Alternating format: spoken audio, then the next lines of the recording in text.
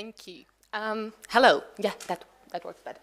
I'm here to talk about the Kyiv Independent and our desk of investigations. So the Kyiv Independent is a Ukrainian English language media outlet that was launched just 3 months before the full-scale invasion.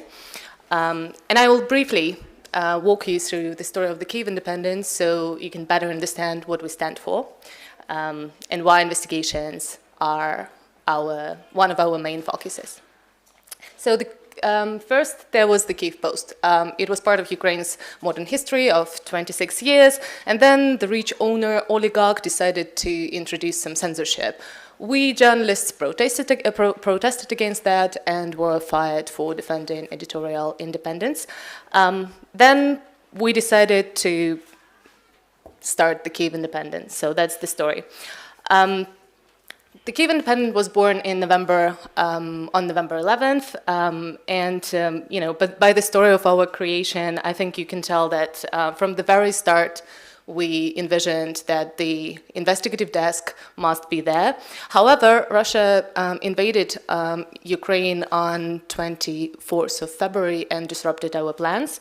So we had to postpone starting an investigative desk, even though we had a story that we were supposed to publish in March, which was looking into Ukraine's attack. So this investigation, we just put it on the shelf for some time, and meantime, we're focused, as everybody else in Ukraine, on covering the war. So starting from February, myself and other journalists in Ukraine, all of us just dedicated ourselves into covering Russia's war of aggression against Ukraine, and all the newsrooms, including investigations focused, were covering the war. That was primarily focused, and I guess at the time it was quite a natural response to the danger that Russia put Ukraine into by invading the country. So everybody, all hands were on deck. Everybody was covering the war. What we did, you can see some examples of our work. We extensively covered Russian war crimes, Russian atrocities, including torture, rape, and killings of civilians. And then in August, half a year into the all-out war, we, at the Kyiv Independent, launched our investigative desk. In mid-summer, we realized that the time came to resume closely watching domestic issues and investigate that too. Our first investigation ever published by our first, just newly launched investigative desk was quite a success, I would say, because it made headlines across the globe.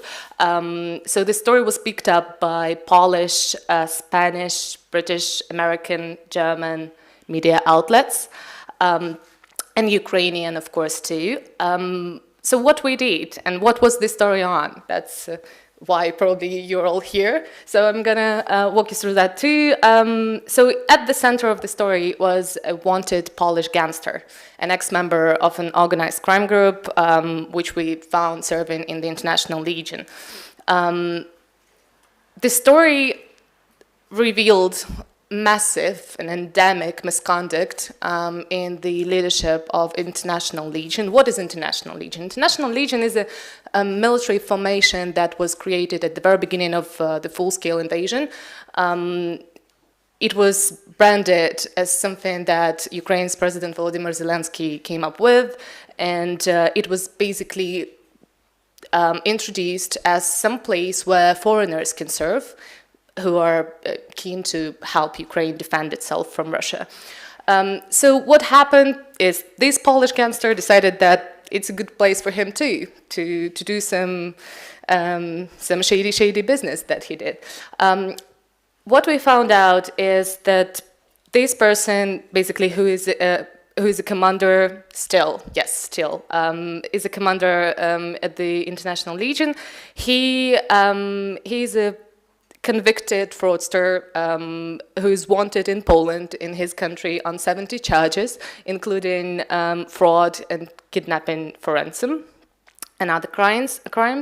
But in the Legion, he was responsible of coordinating military operations and logistics, supplies.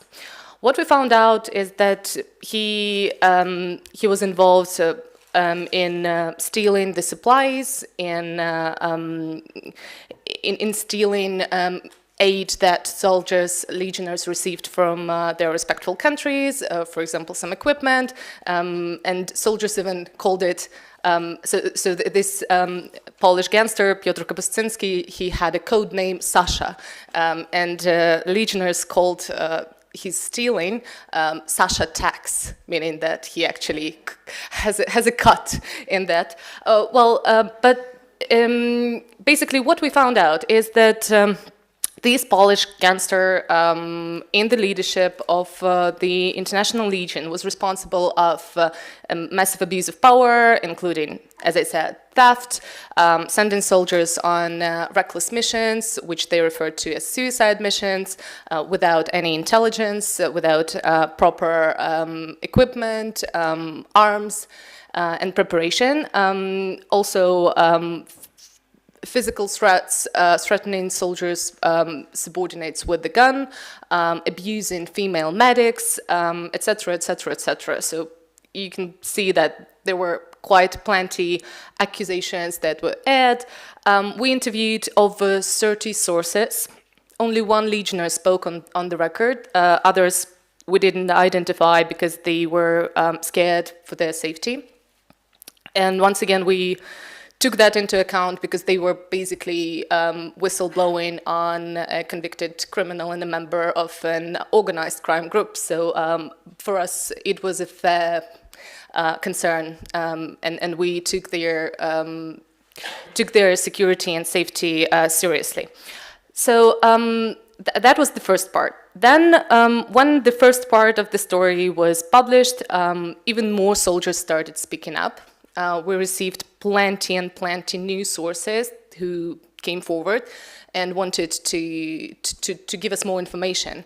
And the first story helped us to build this trust with the legionnaires. First of all, because we showed them that they can rely on us if they provided us with the information, with documents, because we actually collected quite many different pieces of information. We had video files that were leaked to us, audio files, photographs, various reports that legionnaires put together, and also we had access to the official testimonies that they filed to the Prosecutor General's office. So we had piles and piles of documents and information that we put together to back up the information that we published. So we had all the evidences needed. Sorry, I sidetracked. Just wanted to say that it was a very well sourced story. And when we published it, even more soldiers started coming forward and suggesting us, bringing us new pieces of information, new documents, new testimonies, and new evidences. So that helped us to then, in November, publish another second part of this investigation, which for the first time during that period of time of Russian invasion, revealed some alleged misappropriation of light arms and small arms and light weapons in the International Legion, including rifles, anti-tank weapons, RPG and laws, etc. So that was a big move for our newsroom to have courage and shed light on that. And now I'll explain why we did it. First of all, we had an obligation before our readers to inform them on the information that we've collected, because at the very, very beginning of the full-scale invasion, when Zelensky introduced this idea of the International Legion, he spoke to the world saying, you can enlist in the International Legion, and that is how, and we published the story on our website. And this story for quite a long time was among the most read stories on our website. I think it was read over 100,000 people read it, and we realized that we have an obligation before these people who read the story, who we informed about the International Legion, and also, I mean, we are an English language publication, meaning that our audience is foreigners, and many foreigners wrote us messages and emails saying that because of this story, they want to be part of the International Legion. So first, we had this obligation before these people to inform them on what we found out. Second is the fact that soldiers actually for 4 months tried to resolve the issue without, making any noise. They wanted to do it silently. They knocked on doors. They talked to the parliamentarians, lawmakers. They went to law enforcement. They spoke to everybody. Nobody paid attention. Nobody listened until we did. And we also realized that we are their last resort. So we did that, we did the story, and another reason is the fact that we just wanted to bring light to this issue to protect legionnaires, because some of them, something that struck me back then when I was working on the story is that one legionnaire said, these absolutely failed leadership, that places me in a greater danger than the war does. I was like, wow, okay, yeah, we have to do something about it. So, and that's the quote in bold. That's the quote from our editorial that we published right after publishing the second investigation into that, that basically explains what we stand for here. And yet another quote. Basically, it's on why I introduced you to the story of the Kyiv Post, because I guess Kyiv Post / Kyiv Independent, because I guess that is something really showing about this newsroom. We stand for our values, and that is why we did this story, because we believe that sugarcoating Ukraine doesn't help Ukraine. We believe that we shouldn't anyhow try to adjust facts to something that we want to to show. We just report on what it is, how Ukraine is, and that's basically the case. And we realized that this story needs to be done. Yeah, once again, I guess it's tirelessly telling the truth is the motto of our newsroom at the moment. Also, I mean, telling the truth when it's uncomfortable doesn't seem to fit the widespread narrative and will irritate some people. We received some awards for this story, which was nice. However, I want to bring to your attention some other fact that this story didn't bring justice. So that's the downside of this entire story, is that even despite 2 big investigations being done on this topic, despite the fact that this story was picked up by global media outlets across the globe, it didn't bring justice. Why? Good question. We're trying to figure that out, but the authorities didn't seem to do anything about that, and the commanders in question are still serving in the Legion. Audience seemed to like our story, and there were very positive feedback that we've received after it. I think I have something like 5 minutes left, so I will just briefly say that we are not only doing stories about the International Legion, obviously. So we have other stories that we work on. We also do collaborations with different media outlets. And we have an investigative newsletter. You can subscribe. What we do, we put together a roundup of investigative stories that come out in Ukraine during the week, and we just deliver this digest to your email, so you can be updated on what is happening in Ukraine in terms of oligarchs, corruption, anything you might be interested in, Russian war crimes. So please do subscribe. We are putting a lot of energy and time into that. And do support the Kyiv Independent. This cute dog asks for a donation. So anyway, yeah, if you have any questions, I think we have a couple minutes left. Yes, please shoot.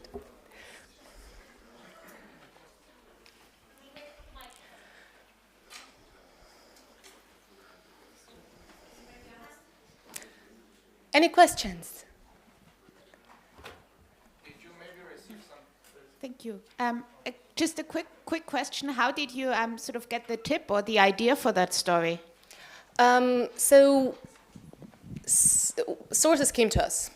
Basically, I guess it also is, well, I think it's quite obvious that the Kyiv Independent is the place where people with this story would come to, because we are an English language media publication, and we do, our audience is global, and I guess that was a fair choice for the source to come forward with the story to us. Did you maybe receive some threats after publishing this story, or some pressures because of publishing that story about Ukrainian military forces?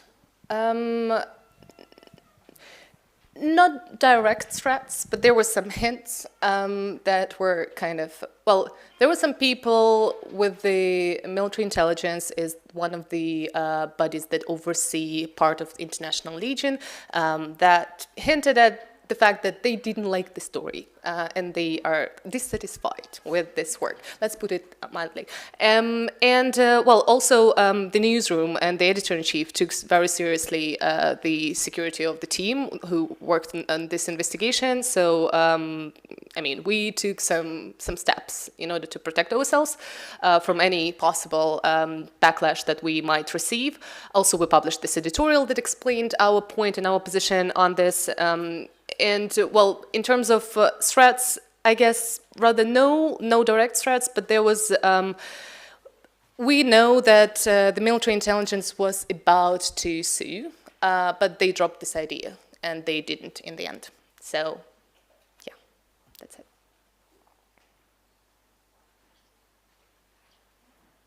Hi. Were you at any point worried that perhaps like Russian propaganda might exploit this bit? Sure. Yeah, I got the question.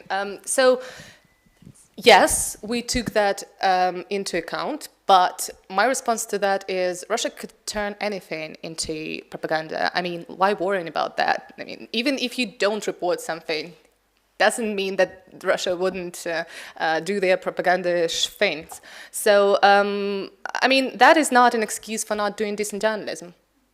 So that's kind of what I stand for.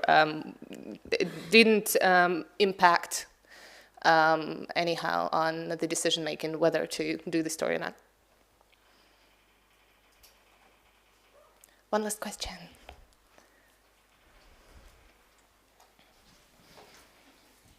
I've been wondering for a while, not just with this presentation, but with all panels on Ukraine, there's always a question about Russian propaganda. And I wonder if you have a better way of dealing with it than just ignoring it, because I feel like a lot of the claims, I was just on a panel about Mariupol and the Russian claim that they were all actors, a lot of the claims seem really outlandish and incredibly easy to call bullshit on in the journalist bubble, but I feel like a lot of people in the general public actually end up believing this stuff, or at least being confused enough that they lose their concept of what's true.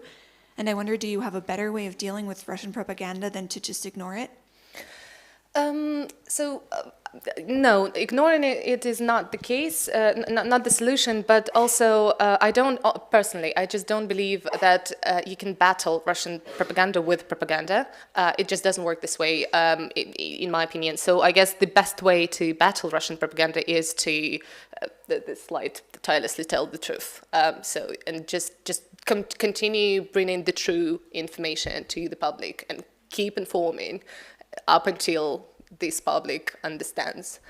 So I guess it takes time. It took time, unfortunately, from 2014 when Russia first invaded in Ukraine up until the second phase of invasion for many people to realize what is going on. Yes, it takes time. However, I mean, I guess that's an important work, and that's what we have to do to keep informing and investigating and shedding light on some issues that might seem controversial, but they aren't. That's it. Thank you.